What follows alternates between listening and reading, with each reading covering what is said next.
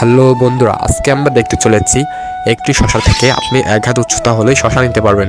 এটি করার জন্য একটি শশাকে মাঝখান থেকে কেটে একটি বাটিতে একটি ডিমকে ঢেলে ওই ডিমটিকে একটি পাত্রে দুদিকে ঢেলে শশা দুটোকে ওই বাটিতে রোপণ করে মাটি দিয়ে দিবেন, যাতে সেটি খুবই দ্রুতই বড় হতে পারে। মাটি দেওয়া হয়ে গেলে বন্ধুরা ওইখানে আপনি পানি দিবেন, সারদ্রব্য পানি দিবেন। পানি দেওয়ার পরে বন্ধুরা এটাকে ঢেকে আপনি বেশি না 13 দিনের জন্য রেখে দেবেন। 13 দিন পর যখন এটাকে আপনি তুলবেন তখন আপনি দেখতে পারবেন ওখানে দুইটি সুন্দর চারা গাছ রোপণ হয়েছে। ওই চারা গাছ দুটোকে আপনি ওইখান থেকে তুলে বন্ধুরা ওটাকে সুন্দরভাবে পরিষ্কার করবেন যাতে ওটা শিকড়ে কোনো পোকামাকড় বা কোনো অন্যান্য কিছু না থাকে। সেটাকে পরিষ্কার করা হয়ে গেলে সুন্দরভাবে পানি দিয়ে পরিষ্কার করে নেবেন।